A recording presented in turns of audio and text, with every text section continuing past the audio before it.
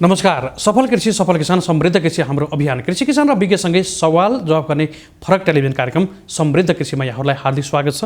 म हुँ असीम सापकोटा। कार्यक्रम समृद्ध कृषिमा हामीले कृषि क्षेत्र अन्तर्गतका हरेक विषयहरूलाई विधाहरूलाई उत्तिकै महत्त्व दिने गरेका छौँ। सँगसँगै यहाँहरूका समस्या जिज्ञासा गुनासा र अन्यलहरूलाई पनि सम्बन्धित विज्ञ र सम्बन्धित निकायबाट समाधान खोज्ने प्रयासमा हामी जुट्ने गर्दछौँ।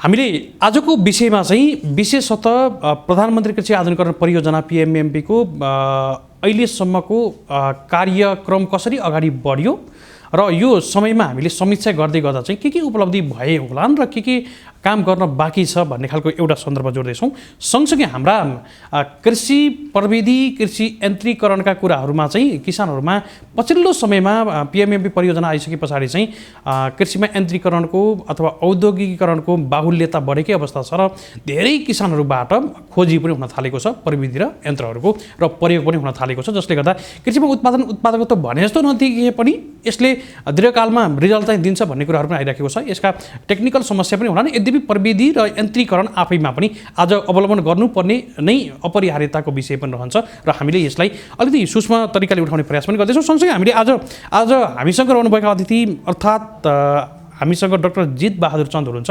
उहाँ चाहिँ प्रधानमन्त्री कृषि आधुनिकीकरण परियोजना अर्थात् PMMP का वरिष्ठ इन्जिनियर समेत हुनुहुन्छ र उहाँले अस्ट्रेलियाबाट जुन जलस्रोत इन्जिनियरिङ अन्तर्गत सिँचाइ विधाबाट समेत उहाँले आफ्नो विद्यावारिधि सकिसक्नु भएको छ र हामीले अलिकति सिँचाइका कुराहरू पनि गर्छौँ, किनकि आज हामी जलस्रोतको दोस्रो धनी हुँदै गर्दा चाहिँ आज सिँचाइको कारणले गर्दा हाम्रा धेरै भूमिहरू बाँझिएका छन्। केही समय हेर्दै गर्दा चाहिँ आकाशे पानीको भरमा रहनुपर्ने बाध्यता छ। कतिपय अवस्थामा चाहिँ तल खोलामा पानी बगिरहेको छ, माथि डाँडाहरू चाहिँ सुक्खा पनि छन् र यसलाई हामीले कसरी चाहिँ सही सदुपयोग गर्न सकिन्छ सिँचाइको माध्यमबाट भन्ने खालको कुरा पनि हामीले जोड्नेछौँ। सँगसँगै आजका अतिथि अर्थात् डाक्टर जित बहादुर चन्दले विशेषतः अस्ट्रेलियाबाट PhD गर्दै गर्दा उहाँले चाहिँ एउटा यस्तो अवार्ड जित्नु भएको छ। उहाँले जित्नु भएको अवार्ड हामी सबै नेपालीको लागि पनि एउटा गर्वको विषय पनि रहन्छ। अस्ट्रेलियामा हुने एउटा इन्डिभर लिडरसिप अवार्डको विजेता पनि हुनुहुन्छ उहाँ चाहिँ। यो 160वटा देशलाई अथवा देशबाट कम्पिटिसन भएको यो अवार्डमा चाहिँ 50 जनाले मात्रै हरेक वर्ष पाउने गर्छन् र यसको अवार्डको विजेता पनि हुनुहुन्छ आजका अतिथि। हामीले आज उहाँसँग विविध विषयमा आज हामीले कृषि क्षेत्रको अवस्थालाई कसरी आकलन गर्दैछौँ र आज हाम्रो कृषिको प्रविधि यन्त्रीकरण कसरी अगाडि बढ्दैछ, सँगसँगै चाहिँ उहाँ PMMP मा रहँदै गर्दा चाहिँ अहिले प्रधानमन्त्री कृषि आधुनिकीकरण परियोजनाले पछिल्लो समयमा गरेको गतिविधि र अहिलेको रिजल्ट, किनकि धेरैले आकलन गरेका छन् हाम्रा परियोजना चाहिँ असफल नै छन्, असफल भए भन्ने खालका कुराहरू विभिन्न बाहिरबाट कुराहरू आउँदै गर्दा चाहिँ यो भित्र कसरी असफल हुँदैछन् अथवा असफल भनेर चाहिँ कसले हल्ला गरेको छ अथवा किन चाहिँ हल्ला गरिएको छ भन्ने खालको विषय सूक्ष्म विषयलाई पनि हामी सँगसँगै उठाउने प्रयास गर्दैछौँ। डाक्टर नमस्कार, यहाँलाई स्वागत छ। आराम हुनुहुन्छ? म एकदमै आराम। हामीसँग धेरै नै विषयहरू छन्। हामीले अलिकति सुरुवातमा चाहिँ यो PMMP परियोजनाको विषयमा नै अलिकति पृष्ठभूमि यहाँले नै जोडिदिनु भयो भने हामी आभारी हुन्छौँ। सुरुवातमा यो PMMP प्रधानमन्त्री कृषि आधुनिकीकरण परियोजना सबैलाई थाहा छ, यो स्वदेशी सोच, स्वदेशी लगानी र स्वदेशी विज्ञहरूले नै डिजाइन गरिएको 10 वर्षीय परियोजना हो। यो एउटा रूपान्तरणकारी गेम चेन्जर परियोजना पनि हो र pocket, block, John, super John यो 4वटा सम्भागहरू मार्फत काम गर्दै यो चाहिँ सब्सिस्टेन्स बेस्ड एग्रिकल्चरलाई सस्टेन इन्डस्ट्रीको रूपमा ट्रान्सफर्म गर्नको लागि डिजाइन गरेको परियोजना हो र अहिले यो मिड टर्म रिभ्यूको स्टेजमा आइपुगेको छ। करिब 5 वर्ष पुगेको छ। 5 वर्ष पुगेको छ। जस्तो हामीले दुईटा एङ्गलबाट हेर्नुपर्छ हरेक विषयहरूलाई। जस्तो अलि परियोजना पछिल्लो समयमा आउँदै गर्दा चाहिँ परियोजनाहरू असफल भयो भन्ने कुरा त हामीले सुन्न पनि चाहँदैनौँ, किनकि यो बजारमा केही हल्लाहरू पनि भइरहेका छन्। यद्यपि PMMP पनि पहिलाको परियोजनाहरू जस्तै छन् है भनेर कुराहरू आउँदै गर्दा हामीले समीक्षा गरिसक्नुपर्ने बेला त आएको छैन।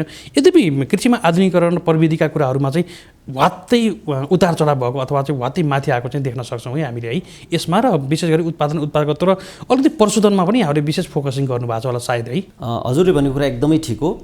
मलाई के लाग्छ भने गएको 1 दशकमा भनौँ हैन, गएको 1 दशकमा एग्रिकल्चर सेक्टरमा यो मेकानाइजेसन र ल्याटेस्ट टेक्नोलोजी र मोडर्न टेक्नोलोजीहरूको युज चाहिँ एकदमै बढेर गएको छ। यो विश्वव्यापी रूपमा पनि हो। मैले रिसेन्टली अस्ट्रेलियाबाट फर्केर आएँ, त्यहाँको टेक्नोलोजी पनि मैले हेरेको थिएँ 7 वर्षसम्म र नेपालमा आइसकेपछि यो करिबन 7-8 महिनामा म विभिन्न ठाउँहरूमा पूर्व मेचीदेखि पश्चिम महाकालीसम्म भिजिट गरेँ, विभिन्न मोडेल फार्महरू भिजिट गरेँ, कमर्सियल फार्मरहरू भिजिट गरेँ, यहाँको किसानहरूले युज गर्ने चाहिँ मसिनहरू, टेक्नोलोजीहरू र डेभलप्ड कन्ट्री भनिएका अस्ट्रेलिया जस्ता कन्ट्रीहरूमा युज हुने मसिनहरूमा के डिफ्रेन्स रहेछ त्यो कुरा पनि मैले सूक्ष्म रूपमा हेर्न अवसर पाएँ। र मलाई अहिले के लाग्छ भने नेपालको कृषिले पनि प्रोग्रेसिभ रूपमा निकै फड्को मारिरहेको छ र मार्नेवाला छ र यसमा पिएमएमपी जस्ता र अरू सरकारी चाहिँ परियोजनाहरू, डोनर एजेन्सीका परियोजनाहरूले पनि ठुलो भूमिका चाहिँ निर्वाह गर्नुपर्ने देखिन्छ। जस्तो डाक्टर साहब, पिएमएमपीको मुख्य काम चाहिँ विशेष गरी उत्पादकत्व वृद्धि गर्दै प्रविधि हस्तान्तरण गर्नेदेखि लिएर कृषिमा यन्त्रीकरण र प्रविधि विस्तारसँगै कृषिको औद्योगिकीकरणको लागि पनि विशेष क्रिया पनि गर्दैछ र पछिल्लो समयमा एउटा माहौल बनेको अवस्था पनि देखिन्छ। केही मात्रामा फाट्टफुट्ट बाहेक सफल नै देखिएको छ। हामीले अहिले धेरै ठाउँहरूमा म व्यक्तिगत रूपमा पनि र केही भ्रमणहरूमा पुग्ने अवसर पनि पाएको छु र मैले राम्रोसँग कभरेज पनि गरेको छु र राम्रा कुराहरूलाई पक्कै पनि प्रचार प्रसार गर्न कन्जुसै हुँदैन भनेर पनि मैले पटक पटक उठाएको पनि छ र राम्रो भएका कुरालाई राम्रो भन्नै पर्छ। कतिपय अवस्थामा चाहिँ अहिले पछिल्लो 1-2 महिना 3 महिना 4 महिनाको अन्तराललाई हेर्ने भने चाहिँ यो परियोजना पनि असफल भयो है, असफल हुँदैछ है भनेर चाहिँ बजारमा अलिकति त्यस्तै कृषि विज्ञहरूबाट अथवा कुनै उच्च औहदामा रहेका व्यक्तिहरूबाट चाहिँ सुन्नमा आउँदा मलाई दुःख लाग्छ। अब यहाँ त्यहाँ हुँदै गर्दा त यहाँलाई दुःख लाग्ने स्वाभाविक पनि होला, अथवा के कारणले चाहिँ यस्तो खालको हल्ला चाहिँ फिजाइएको छ। अहिले मैले यथार्थ कुरा गर्दैछु। यो कतिपय अवस्था मैले भन्न मिल्ने नहुने होला, मलाई व्यक्तिगत रूपमा म धेरैबाट सुन्दै गर्दा चाहिँ यो कुरा आउँदै गर्दा म आफूलाई दुःख लागिरहेछ। यो के कारणले यस्तो भएको छ? अब यो कुरा जुन हजुरले उठाउनु भयो यो एकदमै सिरियस कुरा हो। वास्तवमा लगभग मिड टर्म रिभ्यूको स्टेजमा आइपुग्दाखेरि अब पिएमएमपीले जुन एउटा निर्देशन र जुन एउटा बाटो लिएर अगाडि बढिरहेको छ र बाँकीको अवधिमा चाहिँ हामी यो रूपमा जानेछौँ र परियोजनाले जुन सोचेको छ लक्ष्य, त्यो लक्ष्यलाई पुरा गर्नेछौँ भनेर जुन परियोजनाको टिम हैन, म्यानेजमेन्ट टिम, त्यसपछि फिल्डमा खटिएको टिमहरूले जुन सोचिरहेछ र बेला बेलामा यस्ता कुराहरू जुन अलिअलि उठेको छन् मैले पनि सुनेको छु। यसले गर्दाखेरि हजुरहरू जस्तो कृषि पेसालाई चाहिँ असाध्यै मर्यादित र व्यावसायिक र एउटा चाहिँ रूपान्तरणकारी बनाउनुपर्छ भनेर हिँडिरहेका मान्छेहरू जति दुखित हुनुहुन्छ हामी पनि दुखित भएका छौँ कहिलेकाहीँ। तर मलाई के लाग्छ भने यसलाई 2-3वटा एङ्गलबाट हेरौँ। यो परियोजना मैले पहिले पनि भने यो स्वदेशी कन्सल्टेन्ट पनि नभनौँ, स्वदेशी सोच र स्वदेशमै पढेका र स्वदेशमै काम गरिरहेका यही कृषि विकास मन्त्रालयमा काम गरेका व्यक्तिहरूले, मेरो पनि अलिकति इनपुट छ, ती व्यक्तिहरूले चाहिँ डिजाइन गरिएको परियोजना हो। अब यसमा हेर्नुहोस् है, नेपालमा जति पनि परियोजनाहरू छन्, अझ कृषि मन्त्रालयका परियोजनाहरू हेर्ने हो भने त बाँकी सबै परियोजनाहरू फरेनरहरूले चाहिँ डिजाइन गरेको, फरेनर कन्सल्टेन्टहरूले चाहिँ डिजाइन गरेको अथवा विदेशी लगानी भएको परियोजनाहरू छन् हैन। कहीँ कतै के सुन्नमा आयो भने अलिकति कन्फिडेन्सियल कुरा पनि हो। हाम्रै चाहिँ अब चाहिँ विभिन्न मन्त्रालयको सचिवज्यूहरूले भन्नुभयो अरे कि पिएमएमपीको कारणले गर्दाखेरि विदेशीहरू अलिकति निराश भएका छन् है, अलिकति फ्रस्ट्रेट भएका छन्, अलिकति रिजर्भेसन उनीहरू राखिरहेका छन् भन्ने कुरा चाहिँ सुन्नमा पनि आयो। किन भनेर भन्दाखेरि चाहिँ उनीहरूको के भनाइहरू छ भने, सबै त होइन तर कसैले के भन्न थाले अरे भने नेपालमा पनि यो लेभलका चाहिँ डिजाइनरहरू, प्लानरहरू तयार भइसके ताकि उनीहरूले आफ्नो प्रोजेक्ट चाहिँ आफै डिजाइन गर्न सक्ने भए भनेपछि अब हाम्रो भ्यालु त मार्केटको भ्यालु घट्यो। त्यस प्रकारबाट पनि सोचिरहेका छन् र त्यस्ता कुराहरू पनि आए। अब सँगसँगै हजुरलाई थाहा छ विभिन्न पोजिटिभ नेगेटिभ सोचाइ भएका मान्छेहरू हुन्छन्, तिनीहरूले चाहिँ त्यो प्रकारबाट सोचेर पिएमएमपीलाई पनि जुनले लक्ष्य लिएको छ त्यसलाई पुरा हुन दिनु हुँदैन, पिएमएमपीलाई अगाडि बढ्न दिनु हुँदैन भन्ने रूपमा सोचिरह होलान्। तर अब तिनीहरू नेगेटिभ माइन्ड लिएका मान्छेहरू, जुन नेगेटिभ माइन्डसेट भएका मान्छे छन् तिनीहरू कराउँदै गर्छन्, तर हामीहरू चाहिँ र पोजिटिभ माइन्डसेट भएका मान्छेहरू चाहिँ अगाडि बढ्नुपर्छ र पिएमएमपी पनि अगाडि बढ्छ। निकै महत्त्वपूर्ण विषय, गम्भीर विषयलाई हामीले सुरुवातमै गऱ्यौँ। अब अरू विषय छन्, जस्तो अहिले पिएमएमपी परियोजना लागू भइसके पछाडि हुन त त्योभन्दा अगाडि पनि कृषि क्षेत्रमा कृषि सहकारी कृषक समूहहरूमा मोडलमा काम हुन्थ्यो, तर अझै यो बृहत चाहिँ साँच्चीकै समूहहरूलाई अथवा सामूहिकतामा एकता, यो सामूहिकतामा काम गर्ने शैली चाहिँ पिएमएमपी परियोजना भइसके पछाडि देशैभर चाहिँ यो खालको एउटा सामूहिकतामा एकताको भावना चाहिँ विकास पनि भएको देखिया छ। यो काम गर्ने सिलसिलामा पनि सँगै उत्पादन उत्पादकत्व वृद्धि गर्ने कुरामा पनि सँगै जोडेर काम गरेको पनि देखिन्छ है। यो पनि एउटा प्लस पोइन्ट देखिन्छ है। यस, हजुरले एकदमै सही कुरा भन्नुभयो। मैले 3-4 दिन अगाडि मात्रै पनि काभ्रेको सेराबेसी भन्ने ठाउँ चाहिँ भिजिट गरेको थिएँ। त्यो आलुको सुपर जोन पनि हो। त्यहाँ चाहिँ अब ल्यान्ड चाहिँ हजुरको चाहिँ स्क्याटर्ड भएर छरिएर रहेको जमिन थियो। अनि पछि अब एउटा नेपालको चाहिँ व्यावसायिक कृषिको चाहिँ मेजर च्यालेन्जेस र मेकनाइजेसनको मेजर च्यालेन्जेस भनेको चाहिँ हजुरको फ्रेगमेन्टेड ल्यान्डहरू हो हैन, जहाँ फ्रेगमेन्टेड ल्यान्ड भएको कारणले गर्दा हामी मेसिनहरूको युज गर्न सक्दैनौँ अथवा प्रविधि युज गरेर गर्न सक्दैनौँ। त्यस्तो स्थिति रहेछ त्यहाँ हजुरको लगभग भनौँ न 100-150 वटा प्लटहरू फ्रेगमेन्टेड ल्यान्ड विभिन्न चाहिँ रहेको रहेछ। तर अब त्यहाँ यही चाहिँ हजुरको चाहिँ मेकनाइज्ड फार्मिङ र हजुरले भने जस्तै कोअपरेटिभ फार्मिङको कन्सेप्टमा गएर त्यहाँ चाहिँ अहिले चाहिँ हजुरको चाहिँ ल्यान्ड कन्सोलिडेसन भएर त्यहाँ लगभग हजुरको 18 रोपनीको एउटा फार्म हैन, एउटा प्लट, त्यस्तै हजुरको 10 रोपनीको एउटा प्लटहरू त्यसरी चाहिँ ल्यान्ड कन्सोलिडेसन गरेर सहकारी मार्फत चाहिँ उनीहरूले खेती गरेर किसानहरू पनि यताबाट अलिकति लाभान्वित भए र सँगसँगै सहकारी मार्फत खेती हुँदाखेरि चाहिँ एउटा लार्ज स्केलमा मेकनाइज्ड फार्मिङ भएर राज्यले नै राम्रो प्रोडक्सन र प्रोडक्टिभिटी पाउने स्थिति छ। र यो चाहिँ मैले एउटा नमुना मात्र भने, देशैभरि यो भइरहेछ विभिन्न जिल्लाहरूमा र जानुपर्ने पनि यही मोडलमा हो जानुपर्ने। किनभने अब चाहिँ यस्तो सिचुएसन आइसक्यो कि हामीलाई लेबरहरूको सर्टेज छ हैन, प्रोडक्सन र प्रोडक्टिभिटी बढाउनु पर्ने छ। त्यसको लागि हजुरको मेकनाइज्ड फार्मिङको जानुपर्छ। मेकनाइज्ड फार्मिङको जानको लागि आइदर चाहिँ कोअपरेटिभ फार्मिङ अथवा लिज फार्मिङ अथवा हजुरको चाहिँ कन्ट्र्याक्ट फार्मिङ, यी 3वटा विधि अपनाएर नै जानुपर्छ र यसलाई चाहिँ पिएमएमपीले असाध्यै महत्त्व दिएर चाहिँ अगाडि बढाइरहेछ। उत्पादन मात्रै व्यवसायीकरण होइन, बजारीकरण लगायत अन्य कुरा पनि रहन्छन्। जस्तो उत्पादन नै गर्दा प्राविधिक कुराहरू छन्, प्राविधिक कुराहरूलाई पनि सँगसँगै लाने काम पनि यहाँहरूले गर्नुभएको छ, उत्पादकत्व वृद्धिका कुराहरू। र हामीले उत्पादन गरिसके पछाडि त्यसका प्रशोधन लगायतका बजारीकरणका पाटोहरूलाई पनि सँगसँगै लाने प्रयास गर्नुभएको छ। यो काम पनि महत्त्वपूर्ण देखियो, किनकि उत्पादन भएर बजार नपाउने खालको समस्या, अनि जहाँ जे उत्पादन हुन्छ त्यसलाई पकेटको रूपमा भोल्युमको रूपमा उत्पादन गर्दै गर्दा त्यसले बजार पाउने सुनिश्चितता र भोलिका दिनहरूमा उत्पादन बढी भयो भने हामीले अझै निर्यात गर्न सक्ने सम्भावना पनि देखिन्छ। अहिलेको त्यो कुरा त नसोचौँ, यद्यपि हाम्रो उत्पादन बढी भयो भने निर्यात गर्न सक्ने सम्भावना पनि देखिन्छ। त्यसले गर्दा यो उत्पादनमा एकरूपता हुँदै गर्दा, बालीको विविधीकरण हुँदै गर्दा चाहिँ जहाँ जे हुन्छ त्यसलाई चाहिँ भोल्युममा गर्नु पर्यो भन्ने यहाँहरूको सन्देश रह्यो है। हाम्रो चाहिँ हजुरले भनेको कुरा के हो भने, अब यसलाई यसरी लिउँ, हाम्रो भनेको चाहिँ जस्तै विशिष्टीकृत बालीको चाहिँ उत्पादन र उत्पादकत्व बढाउने हैन। ठ्याक्कै हजुरको जस्तै कुनै एरिया चाहिँ कुन बालीको लागि चाहिँ बढी प्रोडक्टिभ छ हैन, पोटेन्सियली त्यहाँको माटो, हावापानी, बजारको स्थिति हैन, सबै हेरेर कुन एरिया चाहिँ कुन बालीको लागि क्रप स्पेसिफिकको लागि पोटेन्सियल छ, त्यसलाई हामीले फोकस गरेर पकेट, ब्लक, जोन र सुपर जोन हुँदै लास्टमा त हजुरले भने जस्तै बजारीकरण हुँदै प्रशोधन गरेर इन्डस्ट्रीमै नै जाने हो हैन, त्यसै हिसाबबाट जाने हो र त्यसै अनुसार गरि पनि रहेछौँ। जस्तै हजुरको एउटा उदाहरण दिउँ, बर्दिया हैन। अब बर्दियामा चाहिँ धानको चाहिँ व्यापक स्कोप पनि देखियो। त्यहाँको सोइल, त्यहाँको क्लाइमेट, माइक्रो क्लाइमेट सबै चाहिँ धानको लागि चाहिँ एकदमै फेभरेबल देखेको हुनाले बर्दियाको चाहिँ राजापुर क्षेत्र विभिन्न ठाउँलाई चाहिँ हामीले धानको सुपर जोन बनायौँ। त्यस्तै बाँकेमा चाहिँ हजुरको चाहिँ हिउँदे मकै हैन, अनि त्यस्तै गराएर चाहिँ हजुरको चाहिँ दाङमा चाहिँ हिउँदे मकै, त्यसरी नै चाहिँ हजुरको चाहिँ काभ्रेपलाञ्चोकमा आलु हैन। यसरी गर्दै गर्दै देशैभरि जुन 77 जिल्ला छन्, 77 जिल्लाको चाहिँ हाम्रो चाहिँ लोकेसन स्पेसिफिक जुन बालीको चाहिँ बढी पोटेन्सियल देखिन्छ र जुन बाढीबाट चाहिँ किसानहरूले बढीभन्दा बढी लाभ लिन सक्छन् त्यसैलाई फोकस गरेर गर्ने हो। र यो पिएमएमपीको एउटा नोभेल्टी भनेको पनि यही हो। हजुरको बाली कसैले सोध्छन्, एउटा अलिकति डिफ्रेन्सेस मलाई क्वेसन आउँछ हजुरको, ल है जस्तै मेरो घर बाँके जिल्ला भएको हुनाले बाँके जिल्लाबाट आउँछ, ल है पिएमएमपीले हाम्रो एरियामा केही गरिदिनु पर्यो भनेर भन्छन् हैन। तर कुरो के हो भने बाँके जिल्लाको सबै ठाउँमा पिएमएमपी लागू भएको छैन।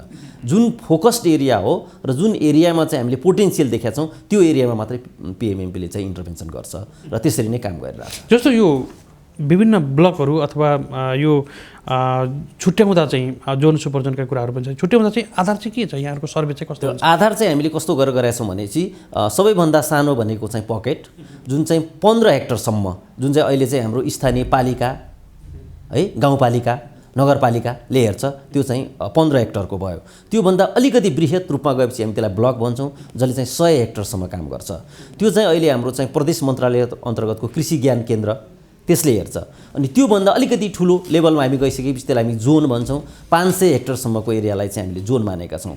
अनि त्योभन्दा पनि अझ ठुलो बृहत चाहिँ हजुरको औद्योगिकरणमा गइसकेपछि 1000 हेक्टर भनेका छौँ, त्यो चाहिँ सुपर जोन। यसरी हामीले पकेट, ब्लक, जोन र सुपर जोन हुँदै एरिया कभरेजको आधारमा र चाहिँ जति बढी चाहिँ त्यसलाई चाहिँ इन्डस्ट्री उन्मुख गरायो त्यो लेभलबाट हामीले 4वटा चाहिँ डिस्टिङसन चाहिँ छुट्याएका छौँ।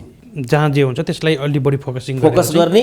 र अर्को कुरा पनि हजुरले के बुझ्नु पर्यो भने पिएमएमपीले अहिलेसम्म मान्छेहरूले पिएमएमपी भनेपछि जोन र सुपर जोनलाई मात्रै बुझेका छन्, तर पिएमएमपीको एराउन्ड मोर देन 60% बजेट हाम्रो स्थानीय निकायमा जान्छ अहिले पनि। जस्तो यो सालको ल्याटेस्टको हेरौँ, यो सालको ल्याटेस्टमा चाहिँ हाम्रो चाहिँ लगभग हजुरको 63% चाहिँ 63% चाहिँ हाम्रो स्थानीय निकायमा गएको छ, सिधै गएको। जस्तै त्यहाँको पालिका होइन, स्थानीय निकाय भनेर गाउँपालिका, नगरपालिका र यो पिएमएमपी चाहिँ हजुरको देशको चाहिँ देशैभरि 753वटै पालिकामा चाहिँ सञ्चालित छ र त्यहाँ जान्छ र 37% मात्रै हजुरको जोन र सुपर जोनमा चाहिँ रहेको छ।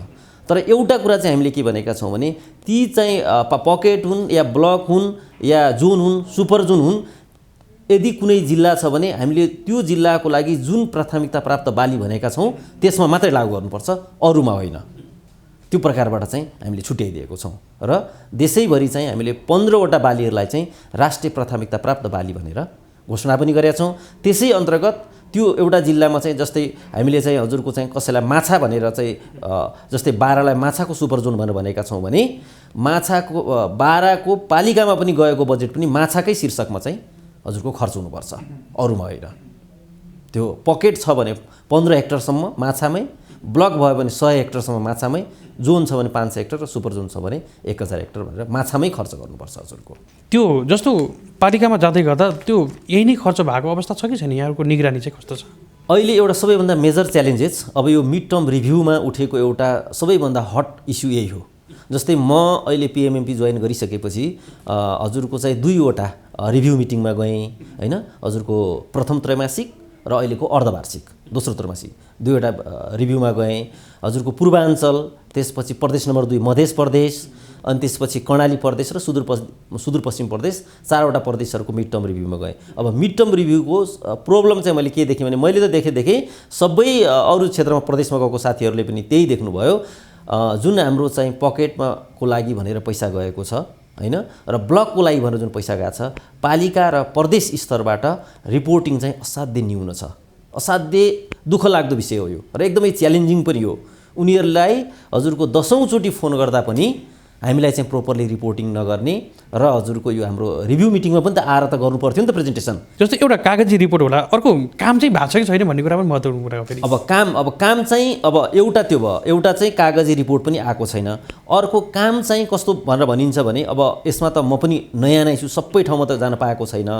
बजेट चाहिँ फिर्ता पनि भएको छ है, कतिपय ठाउँमा म्याक्सिमम ठाउँमा चाहिँ हजुरको आधा जस्तो खर्च हुने, 60% जति खर्च हुने र 40% बजेट चाहिँ फिर्ता हुने। त्यहाँ पनि जनशक्ति फेरि अब त्यसका पनि विभिन्न कारणहरू छन्। जनशक्तिको समस्या भयो होइन, मेन त धेरै कार्यक्रमहरू हुनसक्छ, मान्छेहरू कम छ, त्यो कारणले गर्दा पनि हो। काम चाहिँ अब भएको बजेटबाट त काम भएको छ, त रिपोर्टिङ नहुने र जनशक्तिको कमीले गर्दाखेरि पुरै बजेट खर्च नहुने स्थिति छ। र सेम सिचुएसन हजुरको ब्लकमा पनि छ। ब्लक भनेको प्रदेश सरकारले हेर्छ। जस्तो छुट्टिसकेको बजेट पनि खर्च हुँदैन भने अनि त्यहाँबाट के प्रतिफल आउँछ के आशा गर्ने भन्ने कुरा त पक्कै पनि यहाँले मूल्याङ्कन त गर्नुभएको छ होला। अलिकति एक्सनमा जान अथवा यो विषयलाई अलिकति गम्भीर रूपमा लिएर चाहिँ यसलाई तुरुन्तै कार्यान्वयन अथवा अर्को वेबाट जान सकिने आधार त छ नि यहाँहरूसँग त? अब हामीले चाहिँ यो कुरालाई यति चरणमा मिटिङ गरिसक्यौँ। राष्ट्रिय योजना आयोगको सहसचिवज्यू पनि अस्ति हाम्रो रिभ्यूमा आउनु थियो। नेसनल रिभ्यूमा राष्ट्रिय योजना आयोगको सहसचिव जसले कृषि हेर्नुहुन्छ, प्रधानमन्त्री कृषि आधुनिकीकरण परियोजना हेर्नुहुन्छ, उहाँ पनि आउनुभएको थियो। मन्त्रालयका सबै सहसचिवहरू होइन उहाँहरू आउनुभएको थियो। उहाँहरू सबैलाई थाहा छ। र यसपटक चाहिँ हामीले के भनेका छौँ भने मिड टर्म रिभ्यूमा कृषि मन्त्रालयको 1जना सहसचिवको नेतृत्वमा एउटा प्रदेश र राष्ट्रिय योजना आयोगको सरहरूसहित उहाँहरू जाँदै हुनुहुन्छ। अब हामीले के भन्यौँ भने त्यो मिटिङमा हजुरहरू जानुस् एउटा सहसचिवको नेतृत्वमा एउटा प्रदेशमा जाने र उहाँ आफै बुझ्नुहोस् स्थानीय निकायमा उनीहरू के चाहन्छन्, के गर्नुपर्छ र अब बाँकीको 5 वर्ष स्थानीय निकायसँग कसरी मिलेर काम गर्ने अथवा के गरिराखेछन् आफै हेर्नुहोस्। अब हामीले भनेकोमा भन्दा अब तपाईँहरू आफै गरी देख्नुहुन्छ भनेर उहाँहरू कन्भिन्स भएर आज मात्रै 1जना सहसचिवज्यू यो हाम्रो चाहिँ गण्डकी प्रदेशमा जानुभयो। अघि मात्र हामीसँग मिटिङ गरेर 1-2 जना सहसचिवहरू 2-3 दिन अगाडि नै गइसक्नुभयो। अब उहाँहरू एक्चुअल रिपोर्टिङ र के भइरहेछ भन्ने बुझ्नको लागि जाँदै हुनुहुन्छ। यी त रहे केही प्राविधिक समस्याहरू र केही व्यथितिका कुराहरूलाई स्थानीय सरकारले भने जस्तो नलिँदा अथवा नबुझ्दा पनि कतिपय अवस्थामा समस्या आयो होला, ल्याकिङ भयो होला। यसलाई सुधार्नको लागि पनि यहाँहरू पक्कै पनि निगरानीमा पनि हुनुहुन्छ। अब अलिकति सम्भावना कुराहरूमै केन्द्रित हुन चाहन्छु। यो करिब हामीले आत्मसन्तोष गर्ने अवस्था चाहिँ छ है, यो 5 वर्षलाई ठ्याक्कै हामीले पार गर्दै गर्दा अहिले चाहिँ पिएमएमपीको चाहिँ? अब म हजुरलाई एउटा कुरा मात्र जोड्छु। मैले बढी चाहिँ इन्जिनियरिङ पूर्वाधार क्षेत्र हेर्ने भएको हुनाले म एउटा सानो हजुरलाई इक्जाम्पल दिन चाहन्छु। यो विश्वव्यापी रिसर्चबाट आएको कुरालाई चाहिँ जोडेर नेपालमा चाहिँ पावर युज इन एग्रिकल्चर भन्छ। कुनै पनि देश कति डेभलप्ड छ भन्ने कुरा त्यो देशमा इनर्जी युज र पावर युज कति भएको छ भन्ने कुरोले चाहिँ एकदमै ठुलो रोल खेल्छ।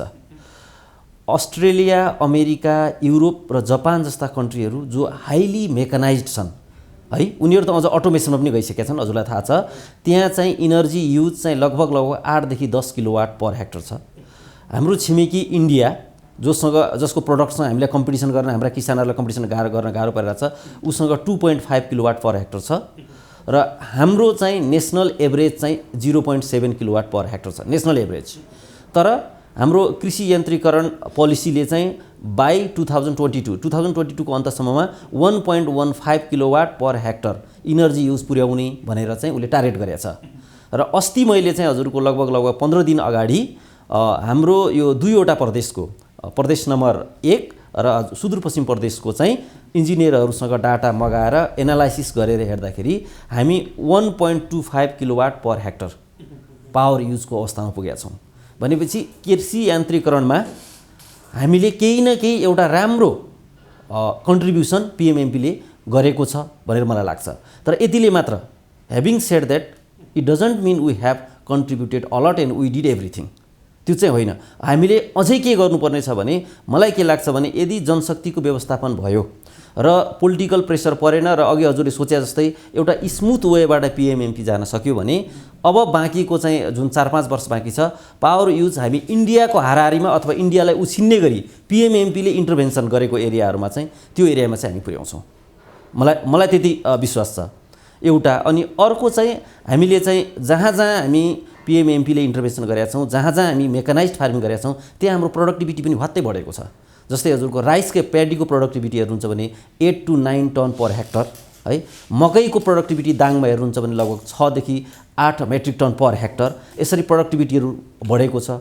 सँगसँगै एउटा यो पिएमएमपीको नोभेल्टी चाहिँ के रहेछ भनेपछि हजुरको ब्याचलरमा चाहिँ जुन एग्रिकल्चर साइन्स अथवा कृषिसँग रिलेटेड पढिरहेको भेटनरी साइन्सको स्टुडेन्टहरूलाई इन्टर्न पनि गराउने। अहिले मलाई के लाग्छ भने इन्जिनियरहरू, अहिले इन्जिनियरिङ अध्ययन संस्थानले होइन इन्जिनियरिङमा पनि इन्टर्न नगराइ हुँदैन। यो सिधै पास आउट हुँदाखेरि थ्योरिटिकल नलेज बढी भयो, प्र्याक्टिकल नलेज हुँदो रहन्छ भनेर उनीहरूले बुझेर त्यो गर्दैछन्। पिएमएमपीले यही कुरा बुझेर चाहिँ हजुरको हरेक वर्ष, अब यो साल पनि एएफयू होइन अरू त्यस्तै 2-3वटा अरू इन्स्टिट्युसनसँग लाएर करिबन 500वटा स्टुडेन्टहरूलाई हामी चाहिँ 6 महिनाको पेड इन्टर्न पनि दिइरहेछौँ। त्यसले गर्दा उनीहरूले धेरै राम्रो कुराहरू सिकेर आउँछन्। सँगसँगै अहिले त म हजुरलाई एउटा कुरा भन्न चाहन्छु। अघि भर्खर मात्रै म चितवनको मिल्यो भने घुम्न जाउँला, चितवनको इन्जिनियरसँग मेरो कुरा भएको थियो। अब त हामीले हजुरको चाहिँ ड्रोन, एग्रिकल्चरल ड्रोनको युज गरेर केमिकल्स स्प्रेइङको स्टेजमा पुगिसकेका छौँ त पिएमएमपीले। हेर्नुहोस् है, अस्ति हाम्रो चाहिँ डेमोन्स्ट्रेसन भइसक्यो, टेन्डरमा गइसक्यो। यो साल मात्रै चितवनमा चाहिँ जहाँ पिएमएमपीले चाहिँ काम गरिरहेछ त्यो एरियामा ड्रोन, एग्रिकल्चरल ड्रोनको युज गरेर हामी चाहिँ केमिकल्सको युज गरेर हुन्छौँ। र त्यसको 2टा मात्र फाइदामा भन्छु हजुरलाई। त्यो एग्रिकल्चरल ड्रोन्स हुन त प्राइस चाहिँ हजुरको लगभग 15,40,000 जति छ है। तर त्यसको क्यापेसिटी के छ भन्नुहुन्छ भने त्यसले हजुरको 1 मिनटमा 4.5 कट्ठा चाहिँ कभर गर्छ र त्यसको चाहिँ हजुरको चाहिँ केमिकल सेभिङ चाहिँ 70% म्यानुअलभन्दा बढी छ।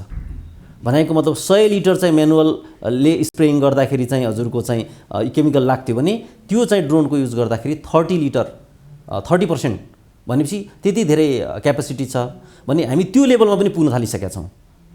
यो कुरा चाहिँ एउटा जोक होइन। हामी ड्रोन युज गरेर केमिकल्स स्प्रेइङ चाहिँ गर्ने स्थितिमा पुगिसकेका छौँ। हाम्रा इन्जिनियरहरू यो लेभलमा पनि तयार भइसकेका छन्। र मैले अघि भने जस्तै यदि यो टेक्निकल प्रब्लम र यो चाहिँ हाम्रो चाहिँ हजुरको ह्युमन रिसोर्सको प्रब्लम यदि सल्भ भयो भने नि हामी जस्तै राइसमा यसरी मेकानाइजेसन गरिरहेका छौँ कि ल्यान्ड लेभल प्रिपरेसनदेखि स्टोरेजसम्म। त्यसरी नै अरू क्रपमा पनि हामी चाहिँ ल्यान्ड प्रिपरेसनदेखि लिएर स्टोरेजसम्म त्यो लेभलको मेकानाइजेसन पुर्याउन सक्छौँ। सर, जस्तो अहिले मैले जोड्न खोजेको विषयमा पिएमएफबी पर्दैन होला, तर अहिले नेपालभरि चाहिँ विशेषतः विभिन्न निकायहरूबाट गरिएका अनुदानमा मेसिनरी यन्त्रहरूमा चाहिँ विशेष गरी प्राविधिक समस्या हुने, मेसिनमै दक्ष नहुने विभिन्न कारणले गर्दा चाहिँ भने जस्तो त्यो लगानी चाहिँ उपलब्धि चाहिँ लगानी खेर गएको अवस्था, उपलब्धि भने जस्तो नआएको अवस्था छ। र यहाँको अर्को महत्त्वपूर्ण काम चाहिँ यो सामूहिकतामा यो कस्टम हायर सेन्टरको विशेष गरी 9वटा 10वटा जिल्लामा म आफै पनि पुगेको छु, मैले गर्वका साथ भन्छु, त्यहाँ चाहिँ राम्रो सफल भएको देखिया छ। अलिकति यो विषयलाई पनि साथ दिनुहोस् न। यो प्राविधिक रूपमा चाहिँ हामीले यन्त्र मेसिनहरू प्रयोग गर्दै गर्दा प्राविधिक दक्षताको कुरालाई पनि सँगसँगै बनन गर्नु आवश्यक छ अथवा हामी त्यसमा दक्ष हुनुपर्छ भन्ने विषय चाहिँ। एकदमै राम्रो क्वेसन हजुरले यो इस्यु उठाउनु भयो, मलाई साह्रै चित्त बुझ्यो। यो कस्टम हायरिङ सेन्टर भनेको चाहिँ के रहेछ भने नेपाल जस्ता डेभलपिङ कन्ट्रिजहरू, इन्डिया, बङ्गलादेश, भुटान, एकदमै सफल भएको, पाकिस्तानहरू, बङ्गलादेशमा असाध्यै सफल भएको मैले पाएँ, रिपोर्टहरूमा मैले हेरेँ। यो कस्टम हायरिङ सेन्टर भनेको चाहिँ नेपाल जस्ता डेभलपिङ कन्ट्रिजहरू जसका फार्मर्सहरू चाहिँ को चाहिँ हजुरको इकोनोमिक स्ट्याटस पुवर हुन्छ, अब मेसिनहरू हजुरलाई थाहा छँदैछ महँगो हुन्छ, त्यो मेसिनहरू किनेर चाहिँ उनीहरू फार्ममा चाहिँ युज गर्न सक्ने हैसियतमा हुँदैनन्, तिनीहरूको लागि फर्म मेकानाइजेसन, फर्म पावर र इनर्जीको युजबाट उनीहरू वञ्चित नहोस् भनेर यो कस्टम हायरिङ सेन्टरको चाहिँ कन्सेप्ट आएको हो। मेकानाइजेसनका 3वटा टेक्नोलोजीहरू छन्, विशेष गरेर एउटा चाहिँ हजुरको ह्युमन पावर भन्छ, अर्को चाहिँ एनिमल पावर भन्छ र अर्को मेकानिकल पावर भन्छ। यी तीनटै पावरहरूको कम्पार्टमेन्टलाइजेसन भनेर कस्टम हायरिङ सेन्टरलाई भन्छ। हजुरले भने जस्तै पिएमएमपीले यो कुरालाई यति इम्पोर्टेन्ट रूपमा लियो कि अहिलेसम्म लगभग 700वटा कस्टम हायरिङ सेन्टर देशभरि स्थापना भइसकेको छ, होइन? रह्यो कुरा अब कस्टम हायरिङ सेन्टर त स्थापना भयो, हामीले मेसिनरिजहरू पनि दियौँ। अब हजुरलाई म इम्पोर्टेन्ट कुरा भन्छु, कस्टम हायरिङ सेन्टरको सस्टेनेबिलिटी र इफिसियन्सी चाहिँ असाध्यै ठुलो च्यालेन्ज छ। मैले पिएमएमपी जोइन गरेपछि अहिले कुरा उठाइरहेको छु, मन्त्रालयको सहसचिवज्यूहरूलाई पनि मैले भने, मेरो प्रेजेन्टेसनमा पनि अस्ति भनेको छु, हामीले यन्त्रहरू चाहिँ डिस्ट्रिब्युसन मात्रै गर्ने हो, तर तिनीहरूको पर्फर्मेन्स र सस्टेनेबिलिटीको पार्टलाई हेर्ने होइन, तिनीहरूलाई इग्नोर गर्ने हो भने हाम्रो फार्म चाहिँ एक दिन मेसिनरिजहरूको डम्पिङ साइट बन्न सक्छ। यसका 2-3वटा कारण छन् है। हजुरलाई मैले इम्पोर्टेन्टली लिएँ, भर्खरै सिमिटको 2022 को एउटा अध्ययन भएको छ पिएमएमपीले नै इस्टाब्लिस गरेका कस्टम हायरिङ सेन्टरहरूमा। उसले के देखाएको छ भने रिपोर्टले चाहिँ हजुरको असाध्यै राम्रो काम भएको छ हजुरले भने जस्तै, तैपनि अहिले मेसिन अपरेसनल इफिसियन्सी चाहिँ बिलो 50% छ, एराउन्ड 45% छ मेसिन अपरेसनल इफिसियन्सी, र हुनुपर्ने चाहिँ जुन मेकानाइज्ड कन्ट्रीहरूमा हो 89% मेसिन अपरेसनल इफिसियन्सी हुन्छ। 3वटा कारणले गर्दा हुन सकेर हिँड्छ। एउटा हजुरको अपरेसनल फ्याक्टर्स भन्छ, अर्को म्यानेजमेन्ट फ्याक्टर्स भन्छ, अनि अर्को चाहिँ हजुरको इन्स्टिट्युसनल फ्याक्टर। 3वटा फ्याक्टर छ र 3टा फ्याक्टरमा म हजुरलाई जोड दिएर भन्न चाहन्छु, जबसम्म फर्म पावर र मेसिनरिज बुझेको टेक्निसियनहरू हजुरको चाहिँ सर्भिस सेन्टर लेभलमा पुग्दैनन्, तबसम्म चाहिँ हाम्रो किसानहरूलाई चाहिँ एकदमै गाह्रो हुन्छ। किन भन्दा हाम्रो किसानहरू एउटा त अलिकति इलिटरेट पनि छन्, र अर्को चाहिँ मेसिनहरूको टेक्निकल नो हाउमा त धेरै गाह्रो कुरा हो नि त। हजुरको अपरेसन गर्नु, रिपेयर एन्ड मेन्टेनेन्स गर्नु त धेरै गाह्रो कुरा हो।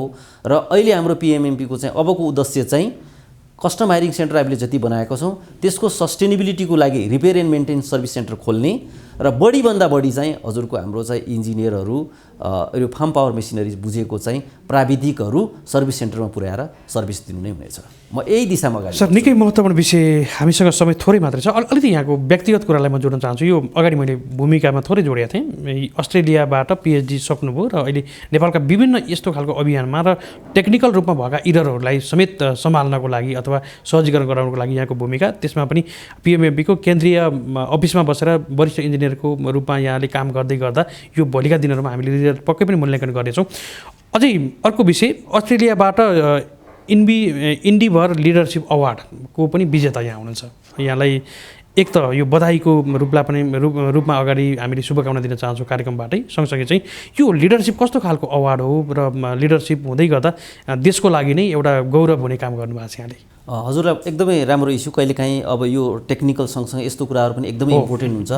अस्ट्रेलिया गभर्मेन्टले एकैचोटि विश्वभरबाट more than 160 countries, even including अस्ट्रेलियनहरूलाई पनि होइन, हायर स्टडीको लागि मास्टर र पिएचडी गर्नको लागि, होइन, म पिएचडीमा भएको हुनाले अब पिएचडीको भन्छु, एकैचोटि 3 महिनाको टाइम दिएर हजुरको वर्ल्ड वाइड ओपन गरेको हुन्छ।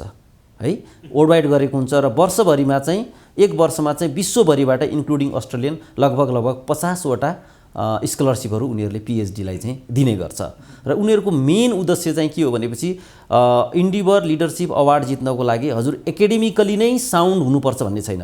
एकाडेमिक एक्सलेन्सको 40% मार्क्स हुन्छ, 40% मात्रै हुन्छ।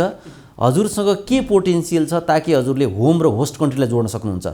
अस्ट्रेलिया र जस्तो मेरो लागि नेपाल भयो, उनीहरूले मसँग त्यो क्यापेसिटी त्यो पोटेन्सियलको उनीहरूले जस्टिफिकेसन खोज्छ हैन, त्यसमा 20% हुन्छ, 60% भयो।